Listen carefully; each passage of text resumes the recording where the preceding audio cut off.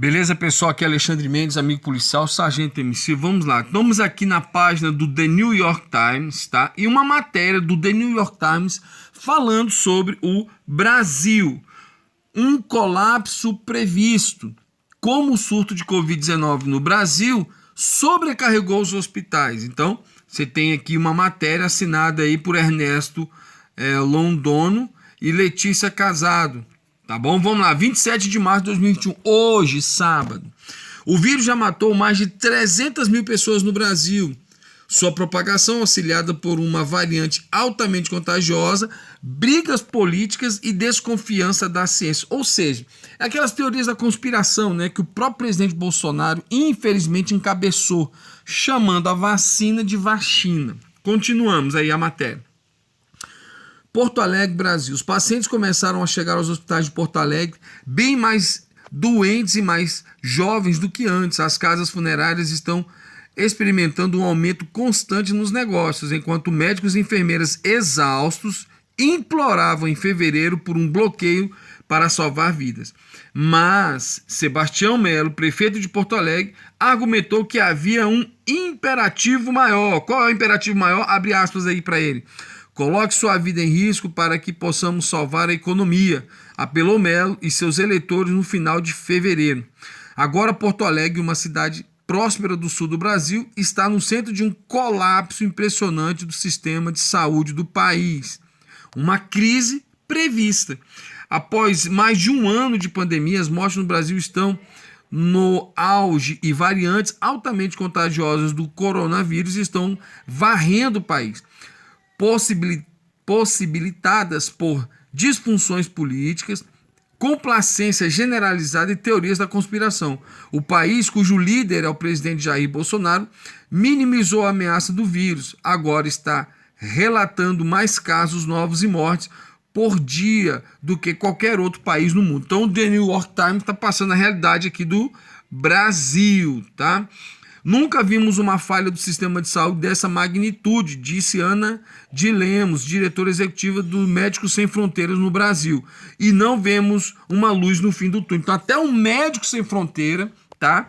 Essa organização sem fins lucrativos, tem falado do Brasil. Tá aí a imagem, né, das funerárias lucrando com a produção de caixões. Aqui, os cemitérios, né?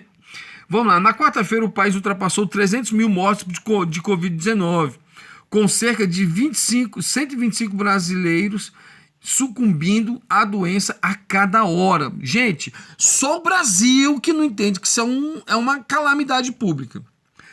Autoridades de saúde em hospitais públicos e privados estavam lutando para expandir as unidades de cuidados intensivos, estocar suprimentos cada vez menores de oxigênio e adquirir escassos sedativos para intubação que estão sendo vendidos em um preço exponencial. Ou seja, o mundo vê como nós estamos sendo explorados por políticos que não se importaram com a pandemia como deveriam se importar, por empresários que aumentam o preço dos insumos.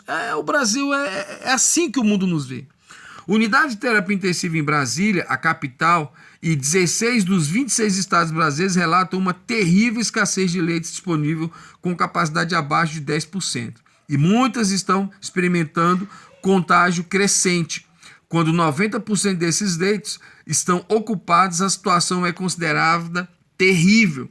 No Rio Grande do Sul, estado que inclui Porto Alegre, a lista de espera por leitos em unidade de terapia intensiva dobrou nas últimas 2 semanas, de 240 para 240 pacientes, né? Então dobrou.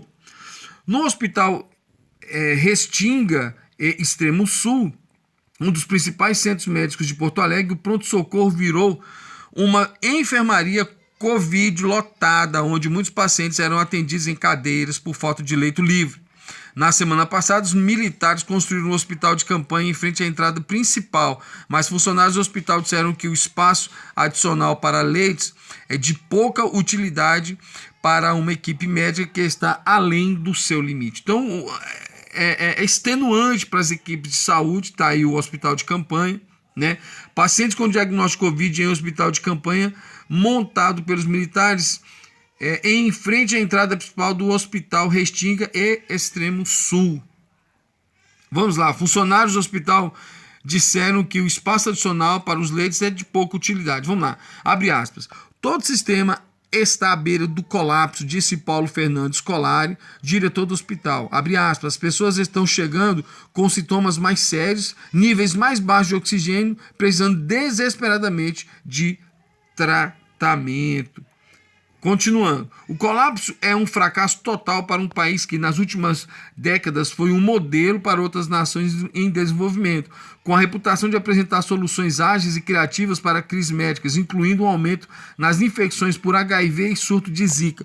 Gente, é importante dizer, a AIDS continua matando, não tem cura. E as pessoas estão aí com sexo livre, se contagiando e contaminando mais pessoas, tá? Melo, que fez campanha no ano passado com a promessa de suspender todas as restrições da pandemia na cidade, disse que um bloqueio faria com que as pessoas morressem de fome, né? Então, daí a explicação do política. Abre aspas, 40% da nossa economia, nossa força de trabalho é informal, disse ele em uma entrevista. Abre aspas, são pessoas que precisam sair para trabalhar, para comer alguma coisa à noite. O presidente Bolsonaro, que continua promovendo drogas ineficazes e potencialmente perigosas para tratar a doença, também diz que os bloqueios são insustentáveis em um país onde tantas pessoas vivem na pobreza. Embora vários estados brasileiros tenham ordenado o fechamento de empresas nas últimas semanas, não houve nenhum bloqueio estrito. Alguns dos partidários do presidente em Porto Alegre protestaram contra o fechamento de empresas nos últimos dias, organizando caravanas que param ao lado de fora dos hospitais, tocam buzinas enquanto alas de Covid transbordam. Então tá vendo como o mundo acha assim, não, o brasileiro é louco, só pode ser louco, só pode ser loucura isso aí. Aí ele vai falar também das pessoas contra o presidente, né? Trabalhadores da saúde em frente ao Palácio Piratini, no centro de Porto Alegre, durante manifestação organizada por sindicatos a favor do bloqueio. Epidemiologistas afirmam que o Brasil poderia ter evitado bloqueios adicionais se o governo tivesse promovido o uso de máscaras e o distanciamento social e negociado agressivamente o acesso a vacinas em desenvolvimento no ano passado. Em vez disso, Bolsonaro, um aliado próximo do ex-presidente Donald Trump, chamou a Covid de gripe do sarampo. Muitas vezes encorajou grandes multidões e criou uma falsa sensação de segurança entre os apoiadores ao endossar medicamentos anti-malária e antiparasitários, contradizendo as principais autoridades de saúde que advertiram que eles eram ineficazes. No ano passado, o governo do presidente Bolsonaro rejeitou a oferta da Pfizer de dezenas de milhões de doenças da sua vacina. No ano passado, o governo de Bolsonaro rejeitou a oferta da Pfizer de dezenas de milhões de doses de sua vacina de Covid-19. Mais tarde, o presidente comemorou contratempos nos testes clínicos da Coronavac, a vacina chinesa, da qual o Brasil passou a depender em grande parte, e brincou com as empresas farmacêuticas não seriam responsabilizadas se pessoas que recebessem vacinas recém-desenvolvidas se transformassem em crocodilo. Então, cara, só o mundo lá fora, para você ver como que o mundo lá fora nos vê. Então, o norte-americano, o europeu, as pessoas que têm acesso à cultura e leem uma matéria dessa, falam assim, uai, o Brasil é desse jeito? Continuando aí. O governo destacou inicialmente a ameaça da pandemia, depois a necessidade de medidas preventivas e depois vai contra a ciência ao promover curas miraculosas, disse Natália Pasternak, microbiologista de São Paulo. Abre aspas. Isso confunde a população, o que significa que as pessoas se sentem seguras para sair na rua. Terezinha Bex, sapateira aposentada de 63 anos, residente no município da periferia de Porto Alegre, foi extremamente cuidadosa no último ano, aventurando-se apenas quando necessário, disse seu sobrinho Henrique Machado. Mas seu filho de 44 anos, um segurança encarregado de medir a temperatura de pessoas que entram em um centro médico, parece ter trazido o vírus para casa no início deste mês. A senhora Barks, que estava com boa saúde, foi levada a um hospital em 13 de março, depois que começou a ter problemas para respirar. Sem camas de sobra, ela foi tratada com oxigênio e uma intravenosa no corredor de uma ala que transbordava. Ela morreu 3 dias depois, infelizmente, né? Meu Deus, que tristeza. Minha tia não teve direito de lutar por sua vida, disse Machado, 29, um farmacêutico. Ela foi deixada num corredor. Aí mais imagens, né, do caos brasileiro. Seu corpo estava sempre estava entre as pontuações. Seu corpo estava entre as pontuações que fizeram de março o mês mais movimentado da história em uma funerária de um amigo da família, Guaraci Machado. Sentado em seu escritório, em uma tarde recente, Machado disse que ficou impressionado com o número de pacientes jovens da Covid-19, que foram trazidos para suas instalações em caixões nas últimas semanas. Mesmo assim, Machado, de 64 anos, que tirou a máscara facial no meio de uma entrevista, disse que se opõe a bloqueios e fechamentos de negócio. Desde o início, disse ele está convencido de que o vírus foi criado pela China para que pudesse vender suprimentos médicos a todo mundo e finalmente desenvolver a vacina lucrativa. Então isso aqui é o que foi apregoado pelo nosso governo também, né? Quando ele teve Covid em junho do ano passado, Machado disse que tentou o medicamento anti-malária defendido pelo presidente, hidroxicloroquina, a qual ele acredita me manter vivo. O senhor Machado será elegível nas próximas semanas para uma vacina contra a Covid-19 no Brasil, mas ele não receberá mas ele não receberá mesmo se for espancado com um pedaço de pau, disse Machado, observando que leu recentemente na internet que as vacinas são mais letais que os vírus. Então, assim, cara, como no Brasil prospera a ignorância, como eu tenho um pessoal aí da seita do leão que acha que a vacina é a marca da besta. Olha que loucura, cara. Olha que loucura. Vou ler só mais um pouquinho e vou deixar o link da matéria para você ler. Essas teorias de conspiração sobre vacina contra a Covid-19 se espalharam amplamente nas redes sociais, inclusive no WhatsApp e no Facebook. Uma recente pesquisa de opinião pública realizada pela empresa IPTEC descobriu que 46% dos entrevistados acreditam pelo menos uma mentira amplamente disseminada sobre as vacinas. A desconfiança em vacinas e ciência é nova no Brasil e uma característica perigosa da era Bolsonaro, disse o Dr. Miguel Nicoleles, neurologista brasileiro na Universidade Duke, que liderou uma força-tarefa contra o coronavírus no Nordeste do país no ano passado. Abre aspas aqui. No Brasil, quando o presidente da República fala, as pessoas ouvem, disse Nicoleles. O Brasil nunca teve um movimento anti-vacinas, nunca. Mas muitos partidários radicais de Bolsonaro, que mantêm o apoio de cerca de 30% do eleitorado, né, argumentam que os instintos do presidente sobre a pandemia foram sólidos. Nunca, né?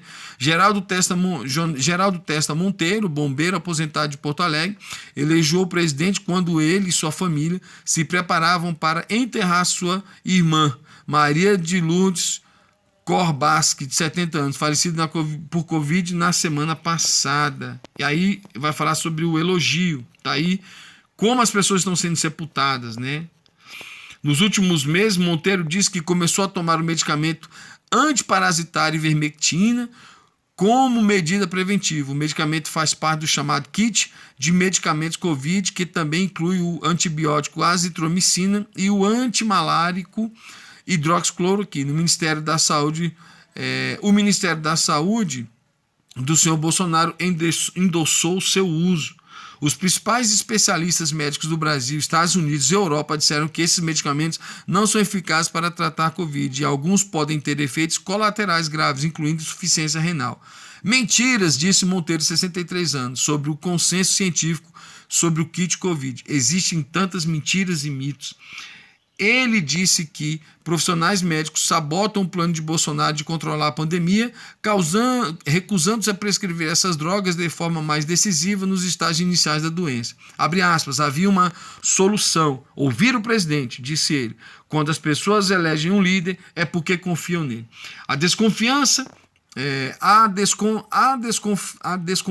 e as negações e as caravanas de apoiadores de Bolsonaro, buzinando fora dos hospitais para protestar contra as restrições à pandemia, são esmagadoras para os profissionais médicos que perderam colegas para o vírus e para o suicídio nos últimos meses, disse Cláudia Franco, a presidente das enfermeiras do Sindicato Gaúcho. Abre aspas, as pessoas estão negando, disse Franco, que tem cuidado de pacientes da Covid-19. A realidade em que estamos hoje é que não temos respiradores suficientes para todos e não temos oxigênio para todos. Aí a matéria, como o mundo enxerga o Brasil, tá bom? Aí, matéria do The New York Times, uma coisa que infelizmente a gente está vendo no nosso país. Deus abençoe, li toda a matéria, não vou nem deixar o link, tá na primeira página do The New York Times. Valeu, pessoal.